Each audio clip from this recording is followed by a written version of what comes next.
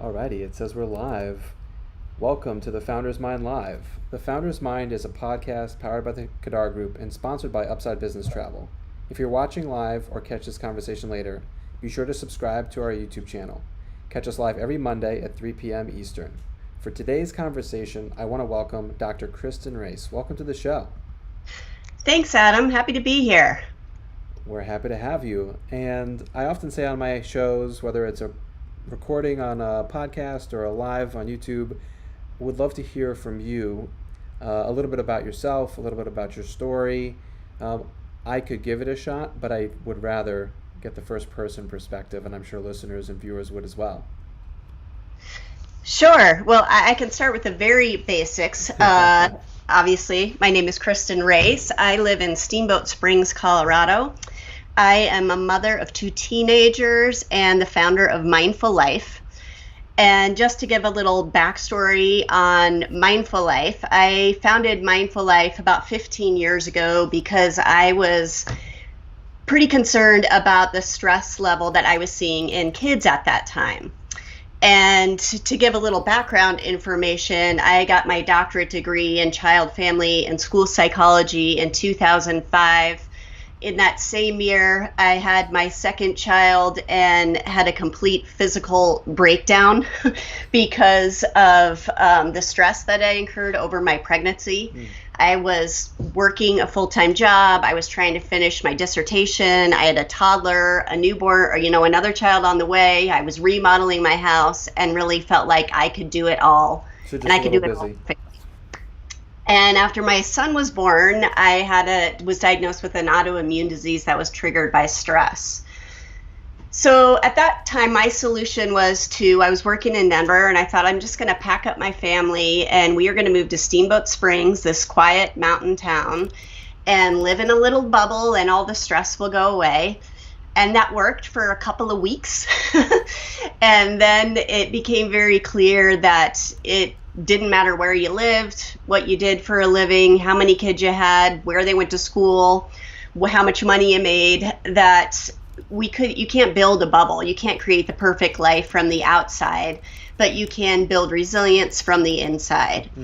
And so I had a personal mindfulness practice. My doctorate degree was I was studying the neuroscience of stress. So I realized the irony of then getting an autoimmune disease due to stress because of that. But I decided that I would turn to the things that had helped me most with stress and see if I could direct these towards a generation of very stressed kids that I was seeing. So Mindful Life started with a schools program designed to help students build resilience to stress. And as we began to research that program, it was incredibly effective for kids, but we also found out that teachers received the benefits of the stress reduction as they practiced with students. So we shifted our programming to about 50% helping students and 50% helping teachers focus on their own self-care. And then as I kind of started to take this systemic approach, I realized that this generation of stressed out kids was being raised by a generation of stressed out parents. So I wrote the book Mindful Parenting, and I was one of those stressed out parents, so I knew a lot about it. And then as I was giving parenting talks going around the country, I had a lot of people approach me saying, could you come to my law firm? Can you come to my medical practice? Can you come to my accounting practice? Everyone is so stressed. And so eventually we kind of turned and opened up to corporate settings. And over the last 14 years, I've worked with schools all over the world. I've worked with Fortune 500 companies, companies like Carter's, Coca-Cola, Spanx, Match.com. I've worked with parents. I've worked with medical professionals all around this notion of using mindfulness, brain-based mindfulness tools to build resilience to stress. And a lot of that stress was around the busyness, the chaos, the 24/7 lives we were living. Sure. Until about 3 months ago. And then a new kind of stress emerged. And, I have to say, at first when COVID hit, what happened for me from a business perspective was immediately all my speaking engagements were canceled. Sure, yeah. And that is my big source of revenue. So I started to panic a little bit. I was in that state of fear and anxiety, as I think everybody was, especially in those first few weeks when schools were getting canceled and there was just so much change going on. And it was actually my 16-year-old daughter who said, "You know what, Mom? I think your mindfulness stuff could really help people right now." Yeah. And I was like, she's right. And what I realized was that I've been working from home for 14 years, building an international business. I have parented 2 kids all the way through that. I've worked with my business partner as my husband, so I'm used to spending 24 hours a day with him.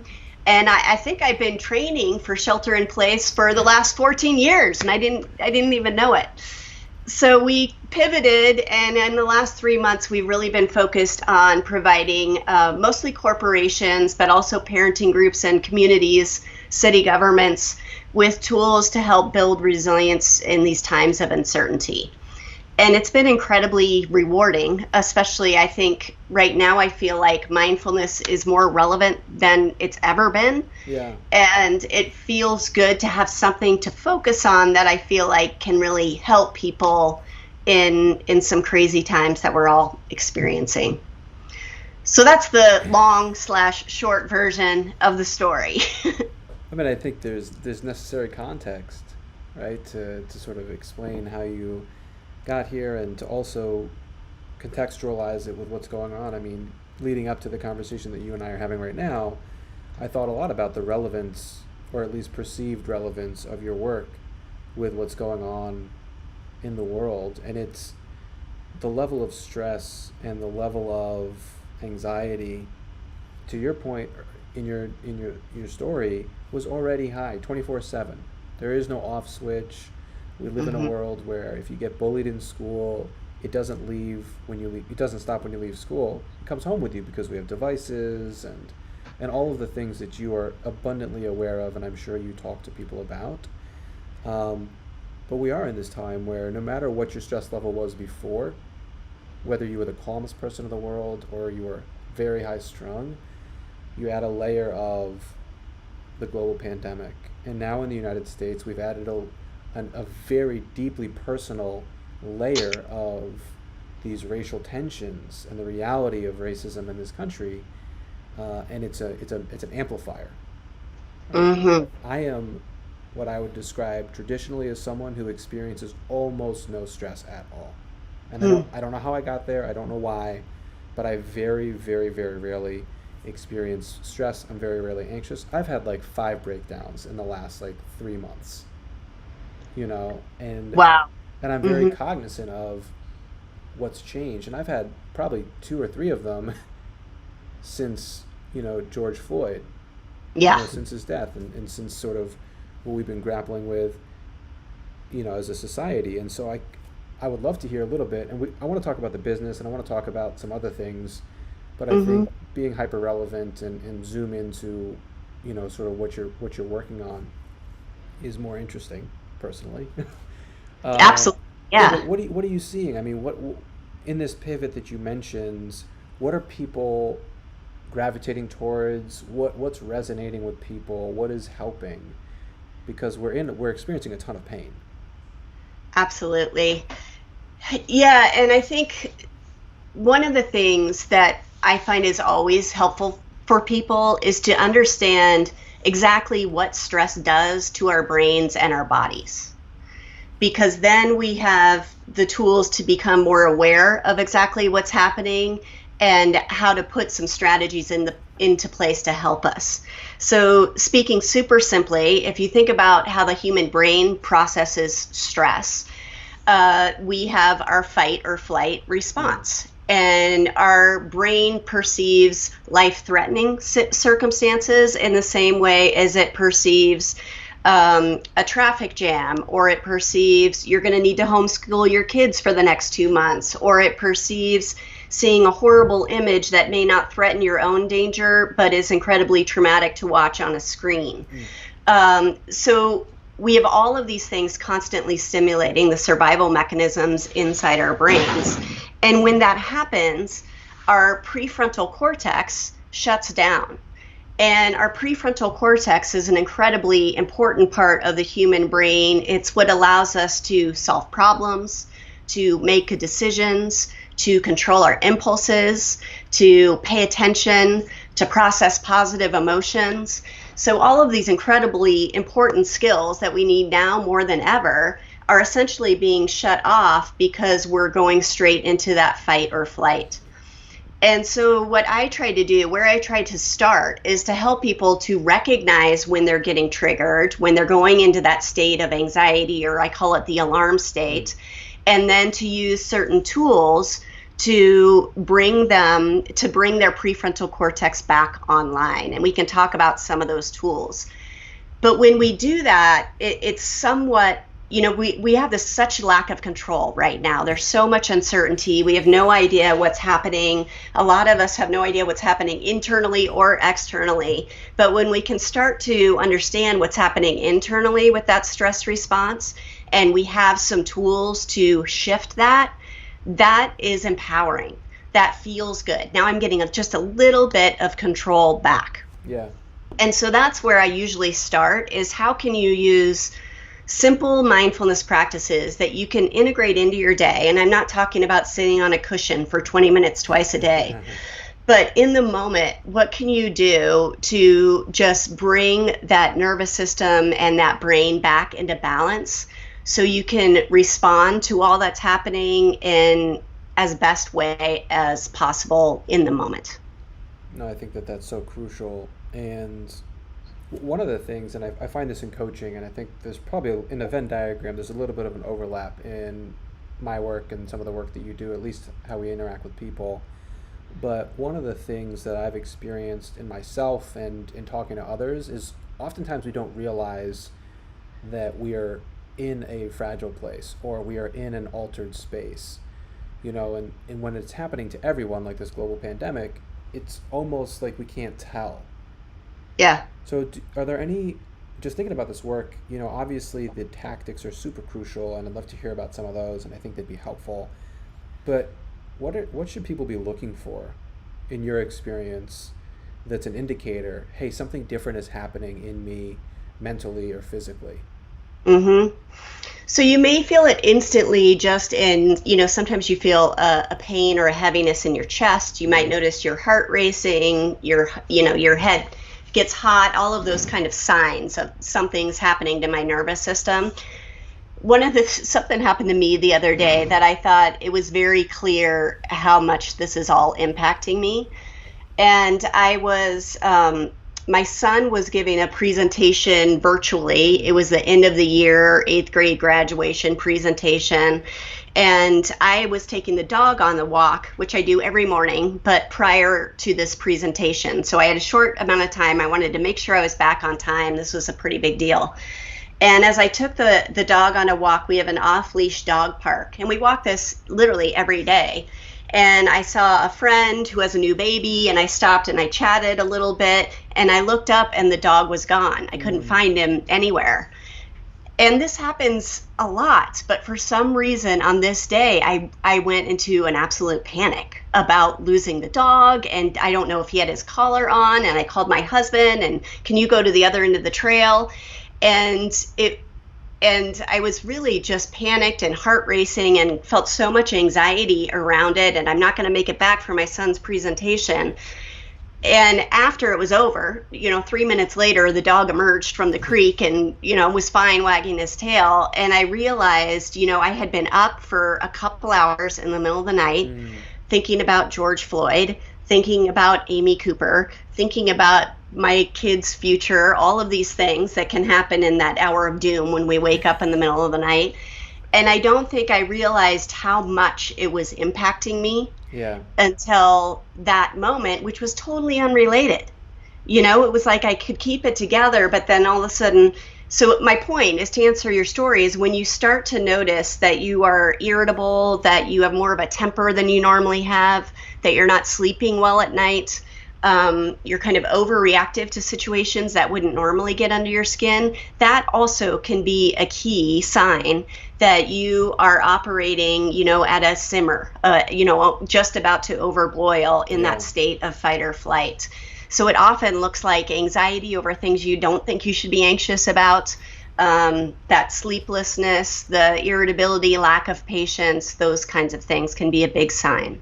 Yeah, you're creating a lot of check boxes that I can check off over the last couple months. Yeah, But I think that yeah, there's also like, this is such a bad analogy, but this is what I feel like, if you put a frog in a pot of water and it starts to boil, the frog doesn't realize it's boiling.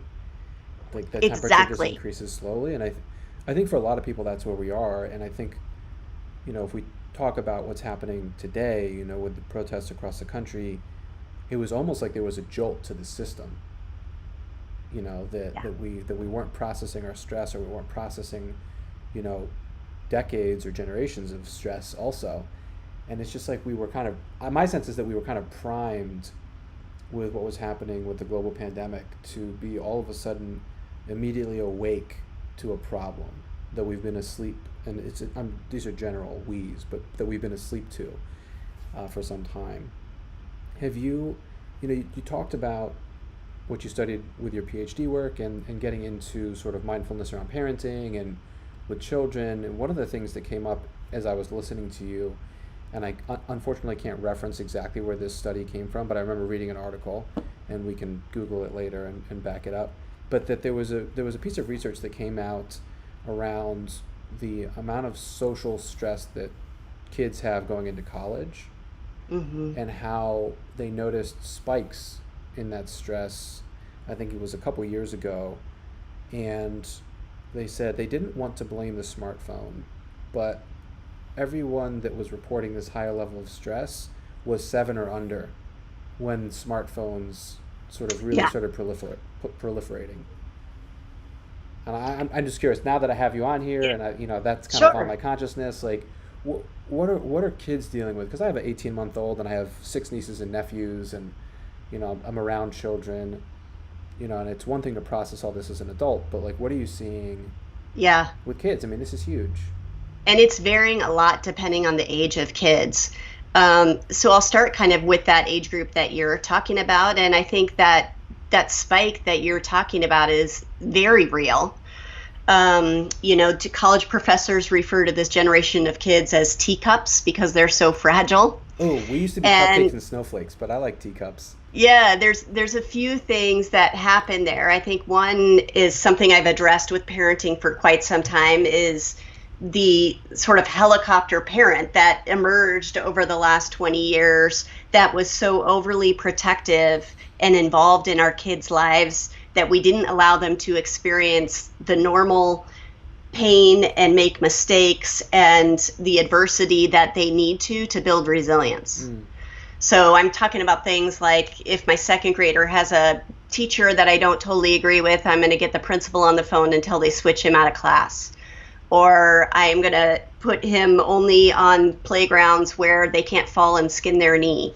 Or if there's a bad coach, I'm going to make sure that they don't talk to my child in a certain way, rather than coaching our kids to learn how to navigate difficult situations while those situations are not life-threatening. Mm-hmm. And when we don't give kids opportunities to struggle, to feel pain, to overcome challenges, then they don't think they have the capacity to do it. So when they're upper high school years, when they get into college, if something goes wrong, it feels like an end of life failure because they have no experience overcoming those things, Yeah. right? So that's one thing that has happened. And this is all kind of, we're talking pre-COVID stuff, right? And then you're right about the smartphones have created, and I think about this a lot for college students. When I was in college, we didn't have smartphones. So if somebody wasn't in your exact bubble, you had no idea what they were doing at school. You didn't know what parties they were attending, where they were vacationing. It was kind of out of sight, out of mind. And there's a constant FOMO that's created for these kids every time they look at a device and think, oh gosh, it looks like Wendy's having way more fun in Wisconsin than I'm having in Colorado. And University of Washington looks great. I wish I was there. Because they're just presented all of the beautiful, fun images. They're not presented the real day-to-day life. And that happens for adults too. It creates stress and anxiety that we are not living as full of life as somebody else is. Now, when COVID came and all of these kids, especially these college age kids that are pulled out of school and brought back home at an age where they should not be living at home with their parents. Developmentally, what they should be doing is they should be surrounded by peers. They should be learning to live independently. A lot of them are just getting started with this, maybe their first year in college. And to have that pulled right out from underneath you is incredibly difficult. And we're seeing tremendous amounts of stress and anxiety in that college age group. And they are also very passionate about social issues. Yeah. So we combine that with everything we're seeing on social media and what's going on in the world. And no matter what side they're on, they feel incredibly passionate and into the cause and devoted, which right now is also creating a tremendous amount of stress. So it's a difficult time for that age kid, for those older kids for sure, Yeah. and teens. No, I can't even wrap my head around it because it's not my experience, and like a lot of things, from an outside perspective, you can only understand so much. Yeah. And so I look at it. It's interesting in my friend group, right? I have an 18-month-old. Other friends have kids. Some friends don't have kids. Some friends are in relationships. Some friends aren't. And just experiencing and witnessing what are the challenges with each group. Because there's not one group that's more challenging for it than another. It's so different, right? It like so with an different. 18-month-old, and you're trying to, my guess is you're trying to work, you're trying to care for a child. You're used to that, but if you had a childcare situation that ended, or if you had a child in preschool that could no longer go to preschool, and those kids that need constant supervision, that's tough to do that and do your job, and all of that is stressful on the entire family. Yeah, it is very interesting, and we are very fortunate, and I think it's important to highlight, like, we've been in one way we're fortunate because we've been at my parents, so we've had this support. Ugh. So we did that March 16th. We actually came to my parents. So on the flip side, not a college student supposed to be my peers, but I've also been living with my parents. With your parents. Since March 16th. And I think, again, there's this really interesting recalibration of what we're doing, what we should be doing, what works, what doesn't work. That I think, to an earlier point in your conversation, it happened so quickly, and it's such a sort of departure from where we were that people don't realize what state they're in. So that irritability and all those things kind of creep up. Yeah, it's, we talk a lot about waves of anxiety, and it's all of a sudden you kind of get hit with a wave and you don't know where it came from, you don't know what triggered it.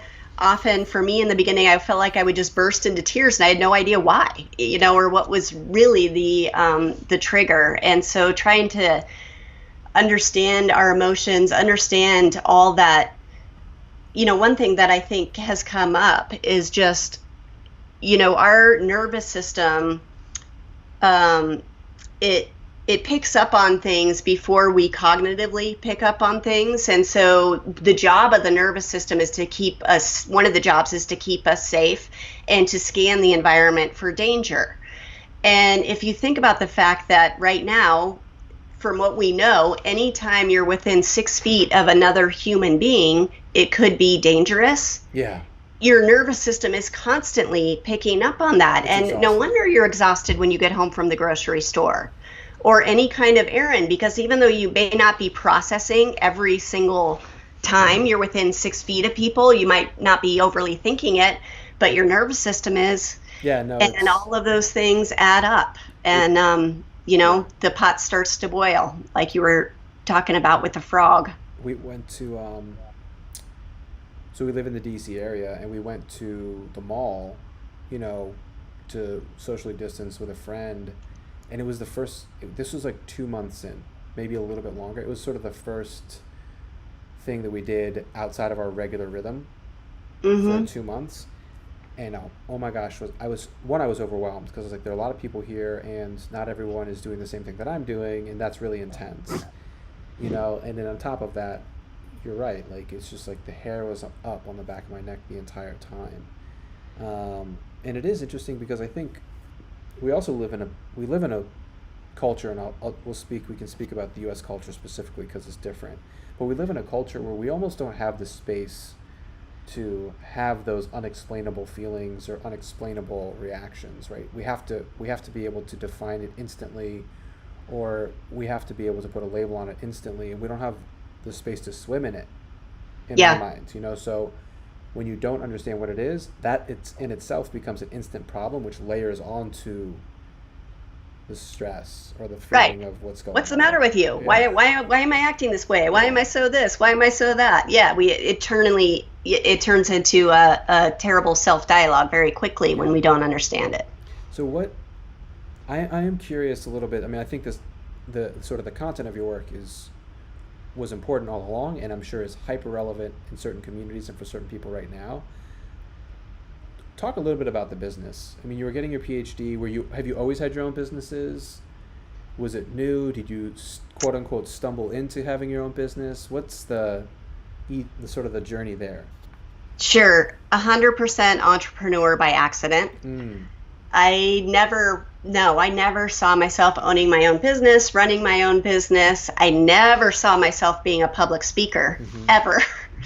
And it really organically evolved, and it was a combination of my personal experience with stress and anxiety, my studies of the impact of mindfulness on the brain, and then my work with kids, and then moving on to parents, adults around building resilience. And when I started the schools program, I really thought it was just going to be, I'm just going to try this out in a classroom and maybe I'll volunteer for my kid's school. I was working as an educational consultant at the time, and I had no idea that it was going to snowball the way that it did. And when we realized the impact, we really intended to just focus on schools. And then, I felt I was very clear that these little kids going into kindergarten, this stress was not emerging from them alone, that their parents had a big piece of this. And so I felt compelled to write Mindful Parenting, which is probably more about the parent than it is the child. And then, and that again just led into the need that everybody was stressed, everybody was overloaded, everybody was feeling overwhelmed.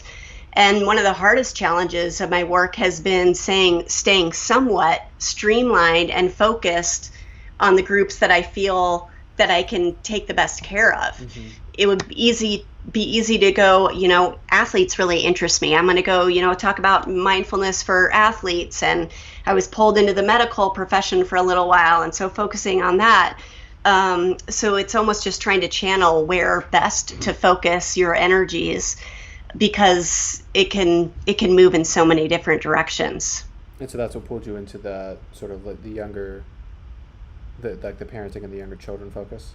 Yeah, I mean, it started, but now it has grown considerably. So now I work primarily, I have a schools program, I have a parents program, and then I work, probably the majority of my time right now is spent working with corporations. Sure. And corporate clients, city governments, and organizations, either doing currently really webinars, doing tons of webinars around building resilience in times of uncertainty for leaders, for HR professionals, for everybody up and down, no matter what their role is in the company. But it's about how do we take care of ourselves during this? How do we structure our days for efficiency and productivity in this new way of living and working?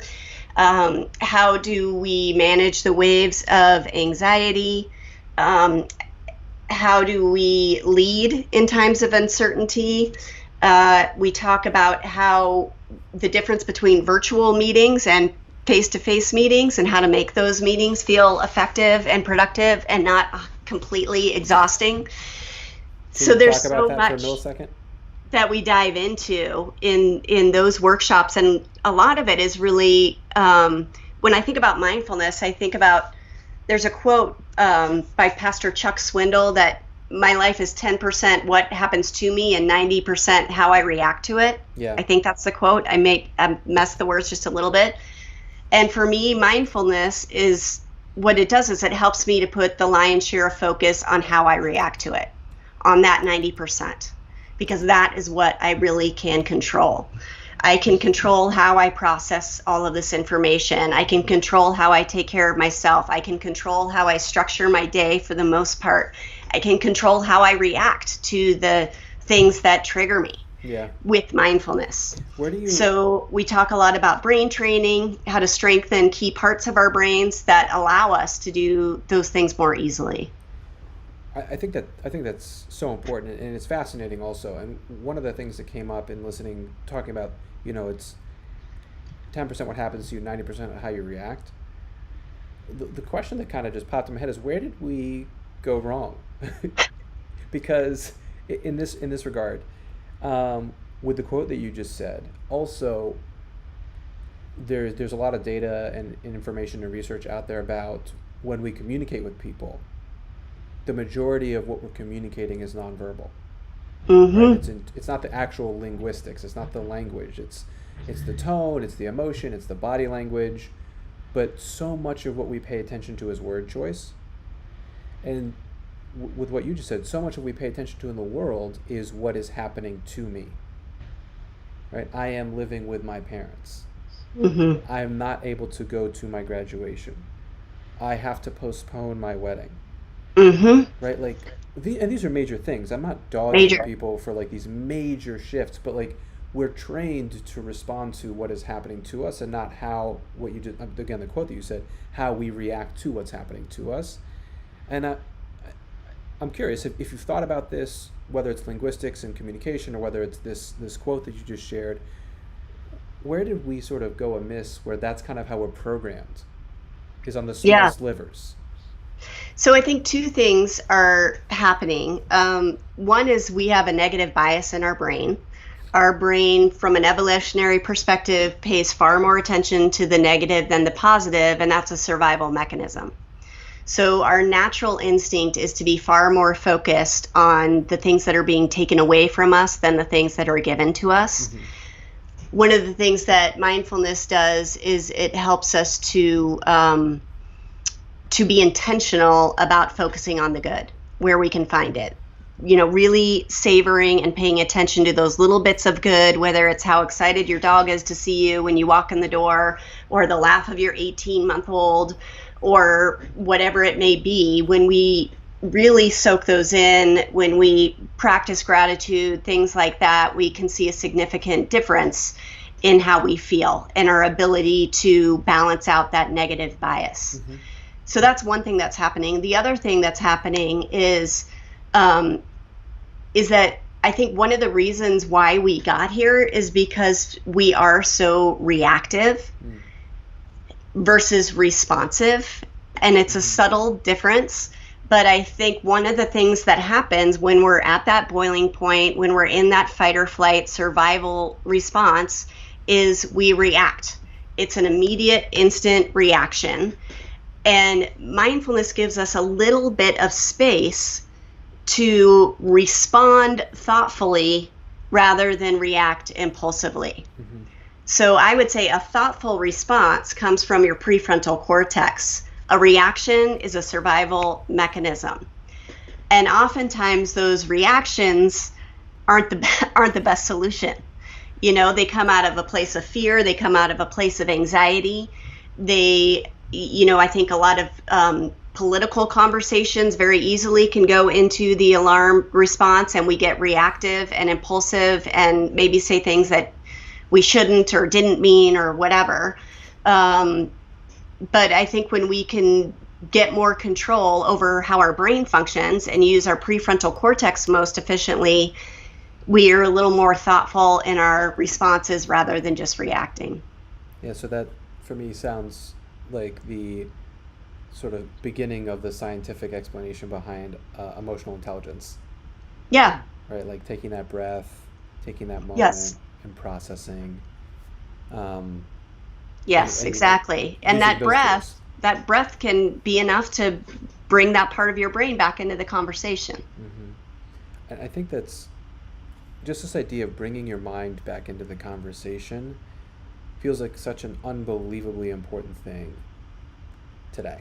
I mean, it's always important, but we are dealing with so much today that we're getting triggered everywhere we go. Social media, triggers. News, triggers. Walk out your door, see someone without a mask, potentially trigger. You know, I mean, I was walking down a predominantly white suburban street and there were 3 police SUVs, and I was triggered. Sure. I was like, why? What is the reason and purpose of them being here? And is everything okay? And it's really unusual. And like, my brain went through this whole sort of logic tree of like, what is going on? And is someone in danger? And is that person in danger because they're here or because they cause danger?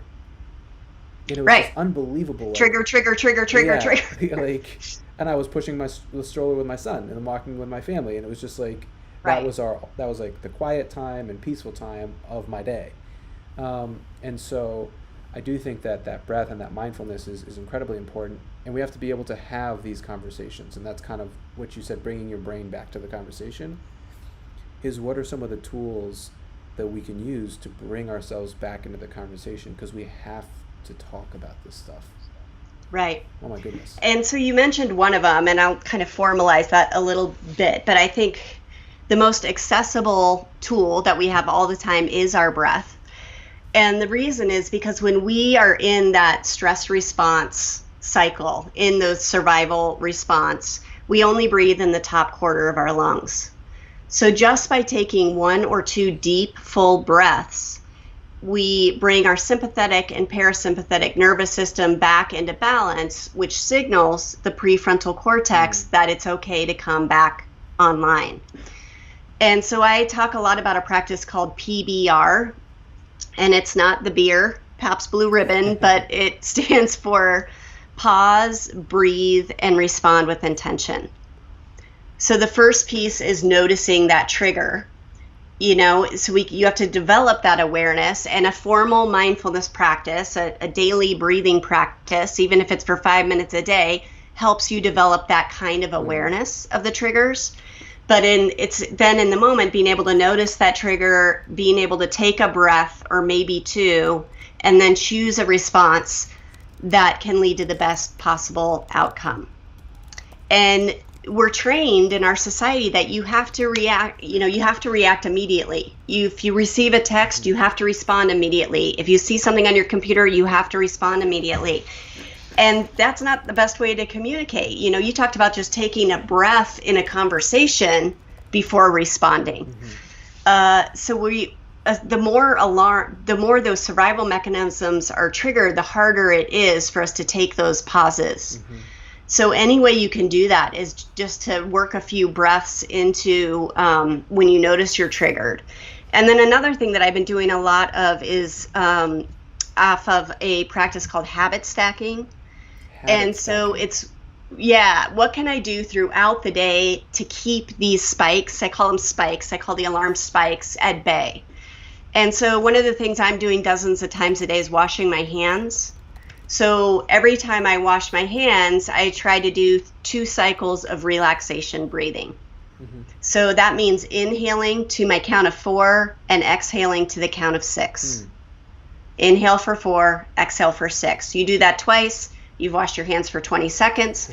And what that does is when you increase the length of your exhalation, it triggers a relaxation response in your brain. So although you might not know that the water is starting to boil, the water may be getting warmer and warmer all day, and these habit stacking practices are just sort of throwing ice cubes back in the pot, to kind of bring you back into balance, you back into balance, so you don't get to the boiling over point. No, I think that's such a great strategy. I'm sure I've heard habit stacking, but it is resonating right now, because there are a lot of habits that we are doing very differently.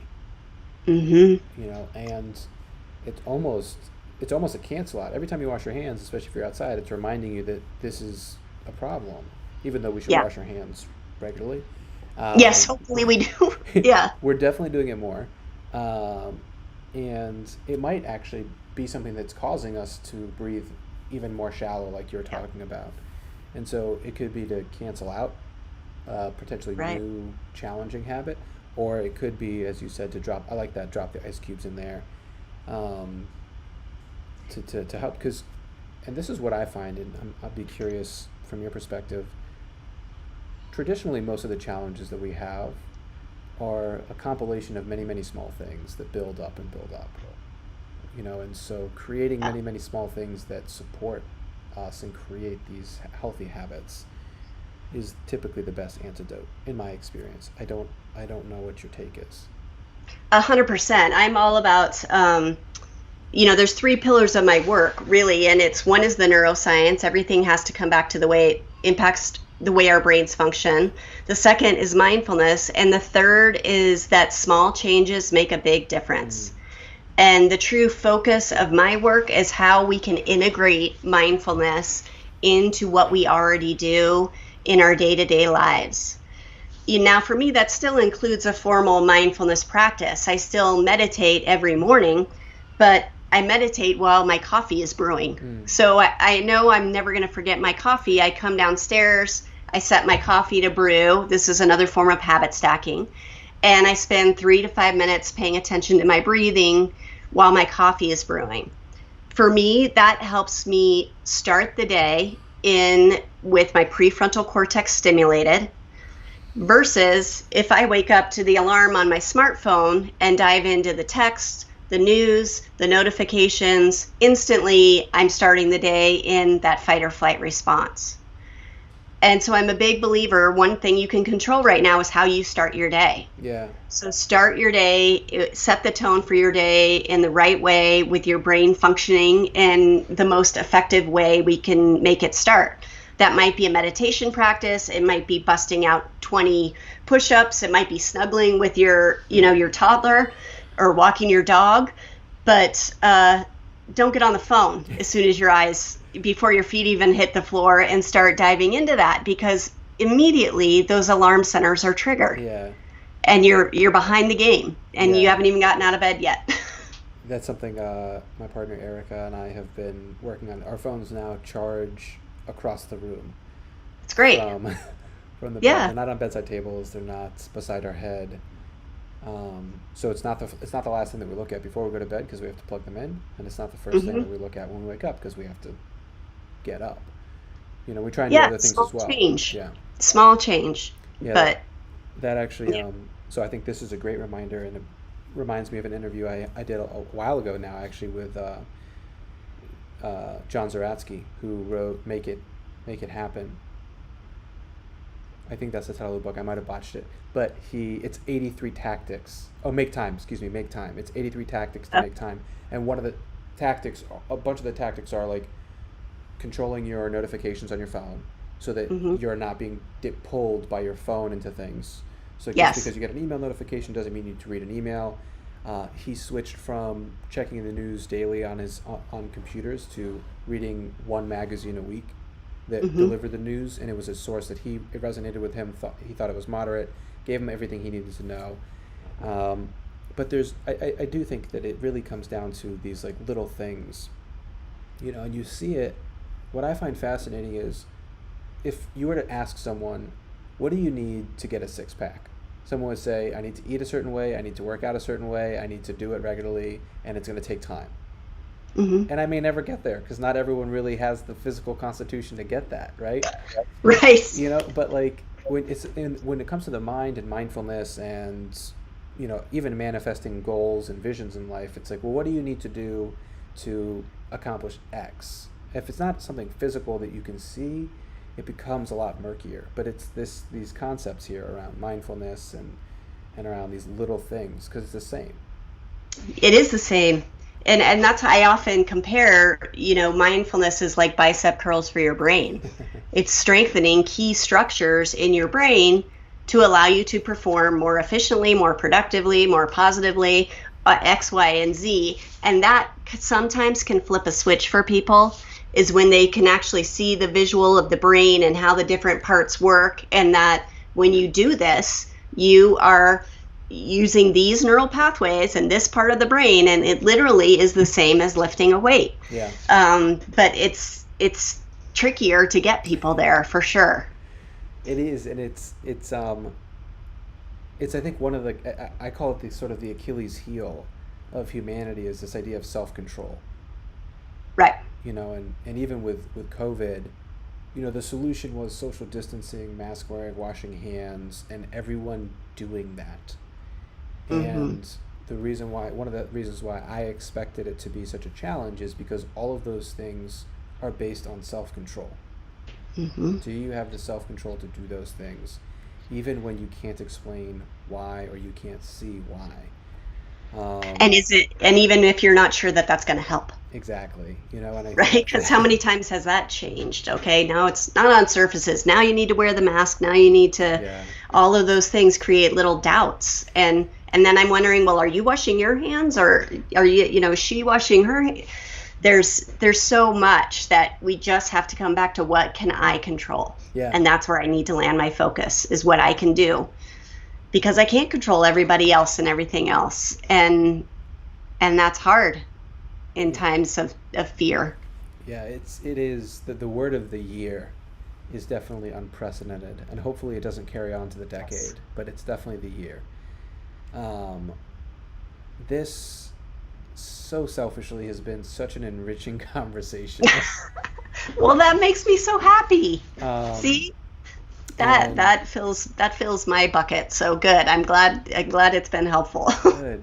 And we will definitely be sharing this. Obviously, the video through YouTube and our social channels, and my magnificent editor Roy, who this show would be nothing without him, will put his hands on it and edit it into a podcast episode so other people can listen. Um, what is the best way for people to check in on your work, follow along on your work, maybe learn Sure. something, because it's so crucial. It's crucial all the time, but now unbelievably and after. Yeah, thank you for that. So my website is kristenrace.com. All kinds of information on there about our programs as well as our webinars that we're currently providing. Dr. Kristen Race on Instagram. I'm trying to provide as many helpful tips there for families and everybody at this point of how to navigate COVID. I would say would be the second place to go. And then I also am head of a mindfulness company called solvasabeauty.com. And we talk a lot about how to integrate mindfulness into things that women already do every day, like their skincare routine. And so that's a lot of fun and an interesting take on mindfulness, and lots of great information there as well. Mm. Excellent, Kristen. Thank you so much for taking the time and for sharing some of your experience and perspective. It's much needed. I truly appreciate it. You bet. Thanks so much, Adam. Enjoyed getting to know you. Excellent. And just a quick reminder, if you're watching now or later, subscribe to the Founders Mind YouTube channel, and you can always follow us at the Founders Mind everywhere and thefoundersmind.com. Thank you very much. Thanks so much. Take care. Later.